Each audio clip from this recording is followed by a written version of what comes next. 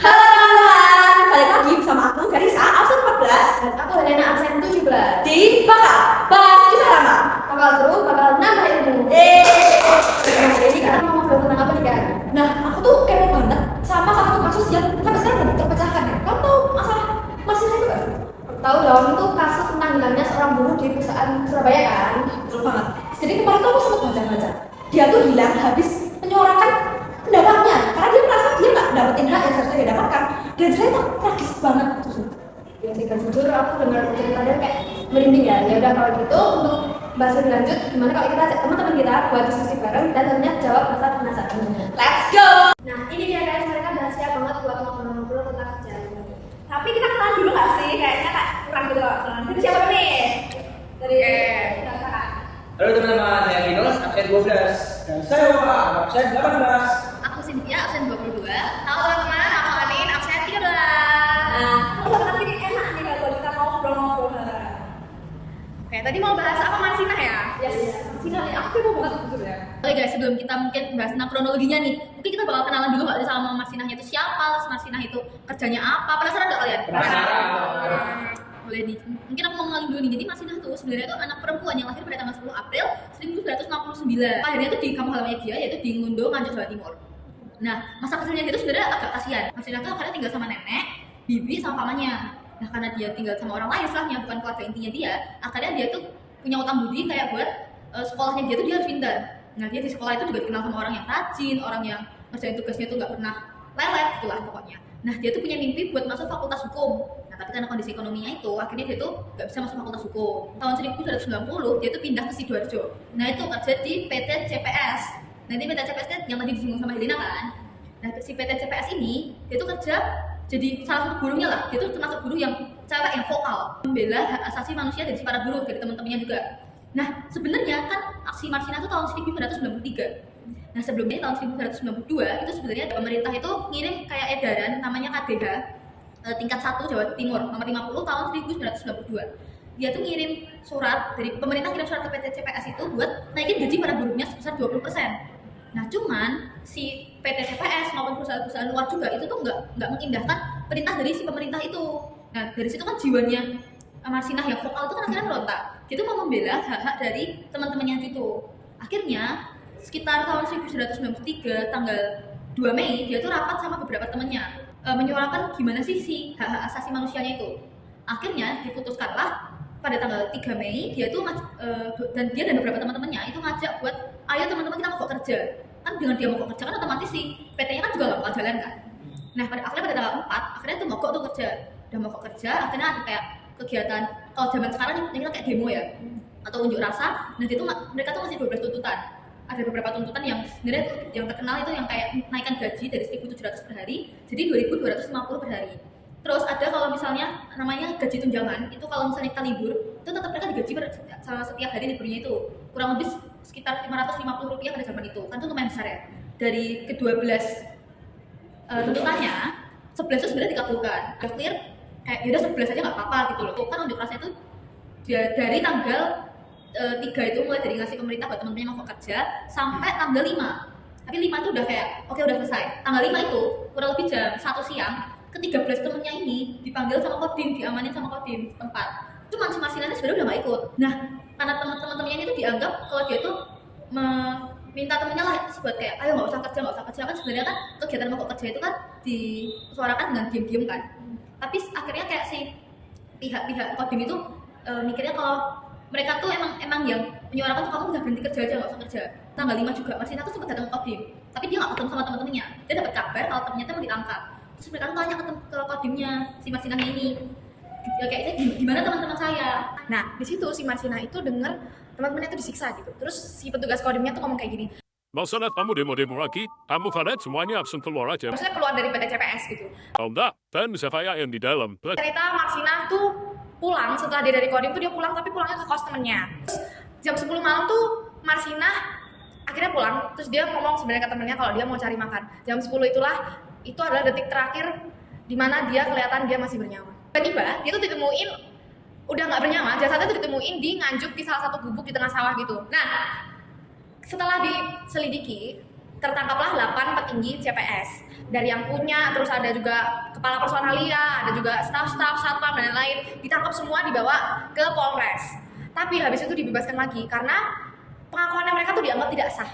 Tapi 4 bulan setelahnya sebenarnya dibikin tim Soeharto sendiri terutama yang bikin tim namanya tim terpadu. Nah, tim terpadu ini menemukan bahwa 8 orang dari PT CPS ini memang terlibat gitu. Salah satunya itu adalah satpamnya mereka namanya Suprapto.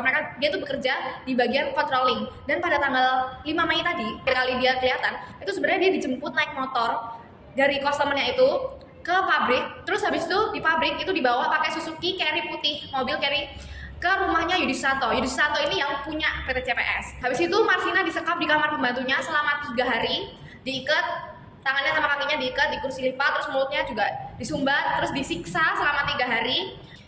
Ceritanya pada saat itu ada namanya Widayat itu memukul Marsinah dengan alat kayak potongan besi gitu.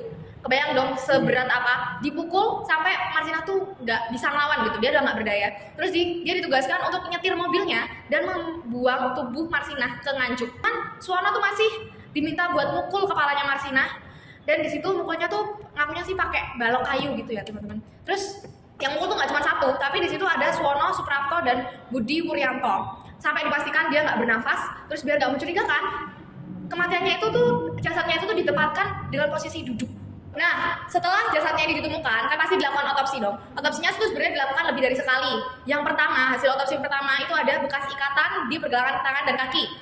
Yang kedua, luka robek 3 cm menjalar dari labia minora. Temukan serpihan tulang panggul bagian depannya hancur, selaput darahnya robek, memar kandung kemih dan usus bagian bawah, serta pendarahan rongga perut diperkirakan sampai 1 liter. Tadi kan ada dari tim terpadu ini kan akhirnya menangkap 8 petinggi ini kan. Setelah diadili, sebenarnya Yudi Susanto ini udah divonis 17 tahun penjara, dan staf-stafnya itu ada yang dihukum sekitar 4-12 tahun. Tapi Yudi Susanto dan juga staf-stafnya ini tuh mengajukan banding di kasasi, dan akhirnya mereka semua dinyatakan tidak bersalah. Dr. Abdul Munim Idris, dia ini dokter forensik. Dia akhirnya mempelajari dan mengkaji ulang adanya otopsi.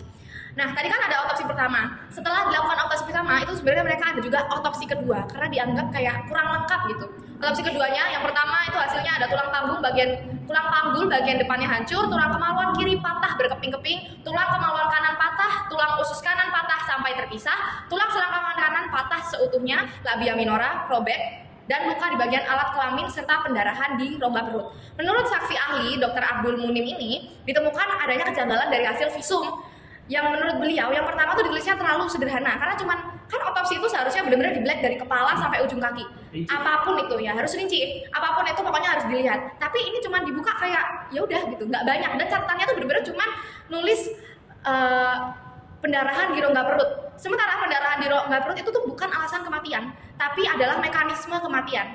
Terus ditampilkan di dalam pengadilan itu tuh adalah barang bukti untuk mukul menyodok alat kelaminnya Marsinah, yaitu balok sebesar 3 cm. Kan pelakunya 3 orang, tapi dari hasil pengkajian ulang Dr. Abdul ini, lukanya itu tuh 3 cm itu nggak cocok sama barang bukti baloknya ini, karena baloknya ini jauh lebih besar. Dan kalau misalnya dilakukan oleh 3 orang, dilakukan dalam 3 waktu yang berbeda.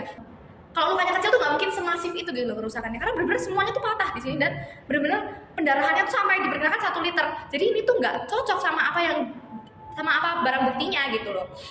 Oke, ternyata seserem itu dan semengerikan itu ya.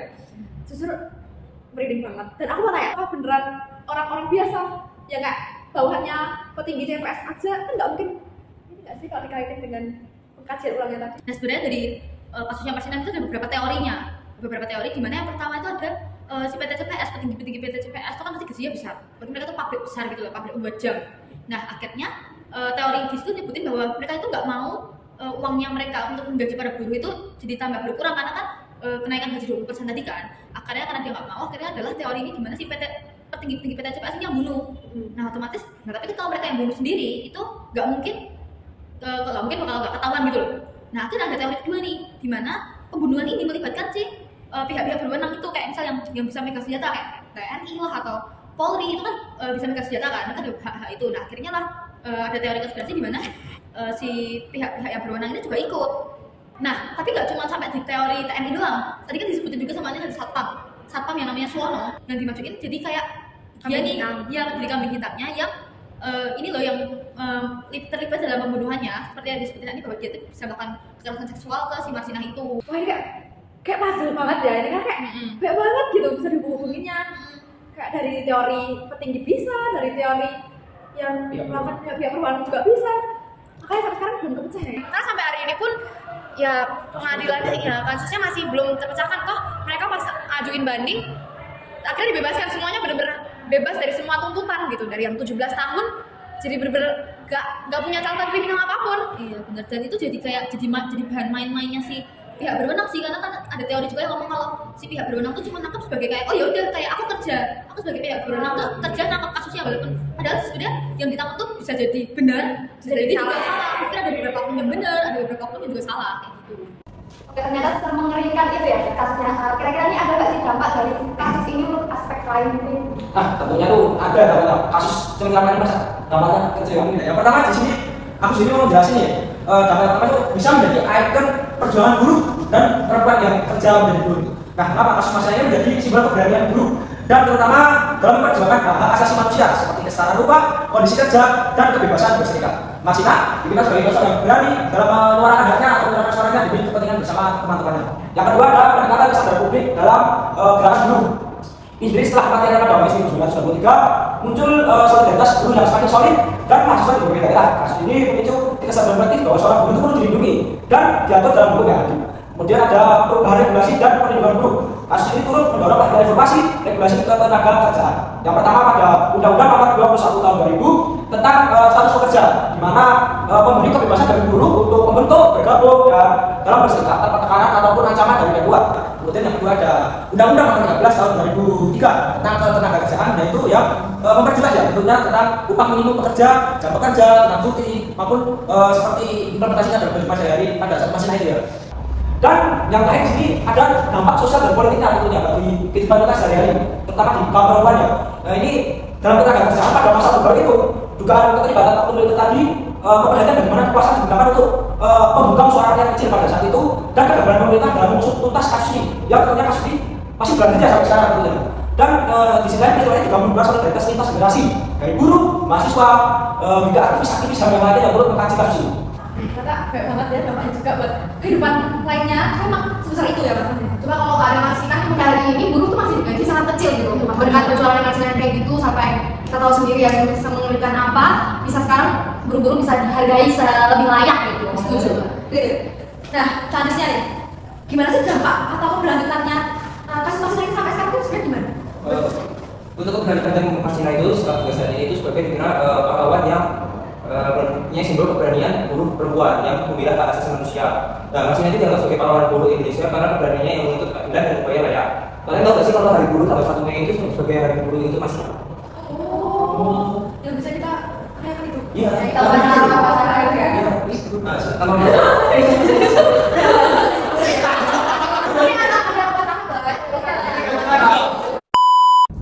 nama Marsinah selalu disebut dalam aksi dan demonstrasi di buruh sebagai pengikat perjuangan, keteguhan dan pengorbanannya.